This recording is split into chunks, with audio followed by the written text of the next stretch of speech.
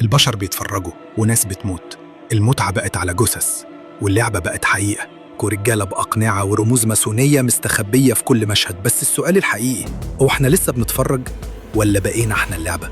لو لسه فاكر إن مسلسل لعبة الحبار مجرد خيال يبقى أنت ما فتحتش عينيك كويس. الجزء الثالث من لعبة الحبار بيقولك أنت متراقب، أنت بتستخدم، ورا الستار في ناس بتتحكم في مصيرك وأنت بتضحك.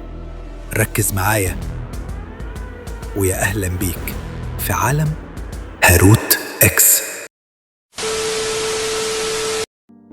العالم اللي وراك كل حكاية مسكوت عنها، لعبة الحبار الجزء الثالث ووش الماسونية اللي ظهر أخيرا. خلينا أبدأ بصراحة، مسلسل لعبة الحبار في موسمه الثالث مش مجرد دراما كورية، دي رسالة ماسونية واضحة جدا لأي حد عينه بتلقط الرمز قبل الكلام. الموسم الثالث جاب الخلاصة، جابك أنت كمشاهد ولبسك اللعبة، خلاك تحس إنك جوه التجربة مش بس بتتفرج. الرموز رجعت بقوة، المثلث، الدائرة والمربع، أشكال بنشوفها كتير، لكن ليه هي بالتحديد المثلث؟ رمز السيطرة. الدائرة رمز اللانهائية اللي معناها إن اللعبة ما بتخلصش، والمربع رمز النظام والانضباط والطاعة. شفت الحراس؟ كل واحد فيهم لابس قناع برمز معين، يعني مفيش بشر هنا، في وظيفة بس، واحد للتنفيذ، واحد للرقابة، واحد للقتل. وانت المتسابق، انت البيادق على رقعة الشطرنج. تعال نحلل اللبس. المتسابقين كلهم بلون واحد، أخضر باهت، لون ميت، مفيش هوية، مفيش حرية، في حين إن الحراس لابسين فوشيا فائع، لون يزعى، لون قوة. دي رسالة واضحة، إحنا بنتحكم وإنتوا تمشوا على الخط. لو وصلت لحد هنا يبقى أنت فعلا بتدور على الحقيقة وقررت تكون جزء من معركة الوعي اللي بدأناها سوا. أتمنى منك يا صاحبي شارك الفيديو ده على كل المنصات ومع أصحابك على الواتس، وما تنساش اللايك والكومنت بتاعك الجميل اللي بيفرق معانا جامد. يلا بينا نرجع لموضوعنا. والدمية؟ يا صاحبي، الدمية اللي بتبدأ اللعبة، اللي بتشوفك وانت بتتحرك وتقتلك لو اتحركت. دي مش مجرد لعبة، دي رمز للأعين اللي بترقبك طول الوقت. كاميرات، ذكاء صناعي، والدارك ويب. بس قبل ما نخش على الدارك ويب لازم أقولك الماسونية دايما بتحب الرموز، والجزء الثالث كان عايم بالرموز. بس الأخطر إن المسلسل نفسه اتنشر على إيه؟ على منصة نتفليكس، الشركة اللي بتنتج وتدفع وتعرض وبتمتلك أكبر قاعدة بيانات عن سلوك المشاهدين. هم بيجمعوا الداتا، ضحكت إمتى؟ قلبت الحلقة إمتى؟ هم مش بس بيعرضوا المسلسل، هم بيصنعوا واقع كامل وراك وانت مش واخد بالك. والجزء الثالث كان فيه تلميحات لحاجة أكبر. التجربة مش بس على الشاشة، دي بتحصل دلوقتي حوالينا.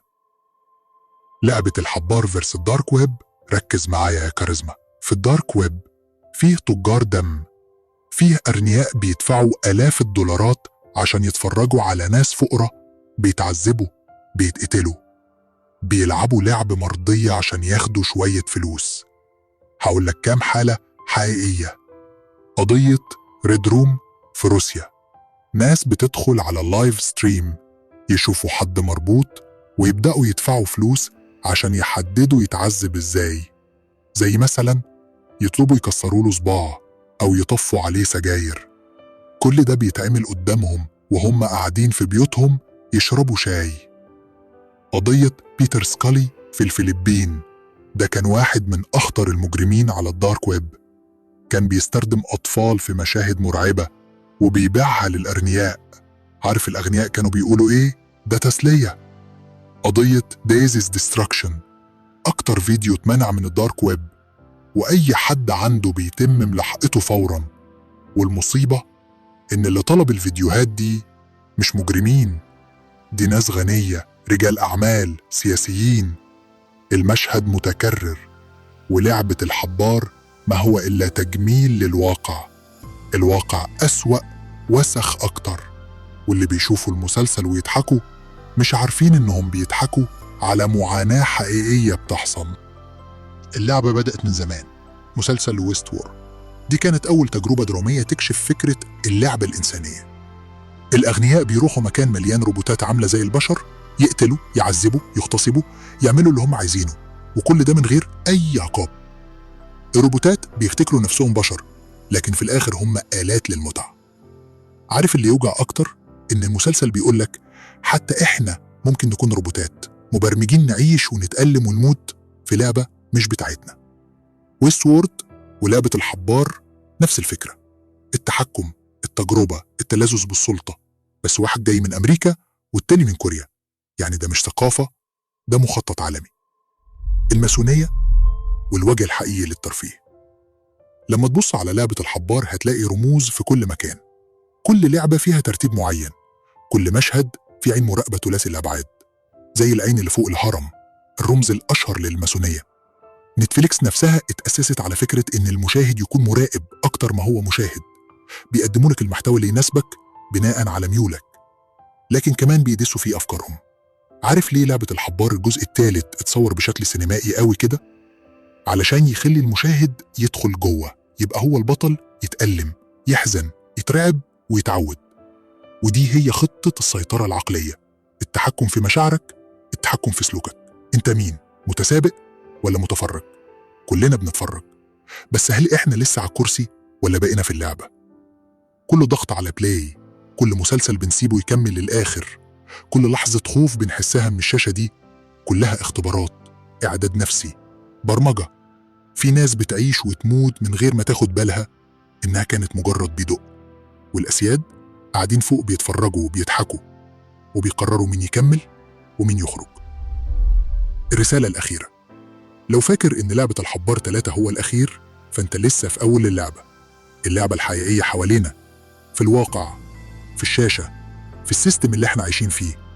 الماسونية مش بس في الرمز، هي في السلوك، في التوجيه، في سيطرة الإعلام. نتفليكس، ويست وورد، سكويد جيم، كلهم أدوات في لعبة أكبر. بس انت دلوقتي وعيت، عرفت، شفت الرمز وفهمت الرسالة.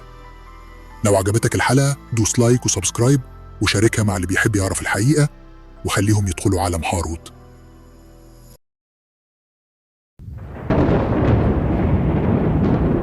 ما تنساش بقى يا نجم النجوم تعمل السبسكرايب وتعمل التعليق وتعمل اللايك الجميل. وانت يا نجمة نجوم الكوكب ما تنسانيش برضو عشان الحلقة الجاية ان شاء الله توصلكم بسرعة وهتبقى ضرب نار ان شاء الله. انتظرونا في الحلقات القادمة. سلام.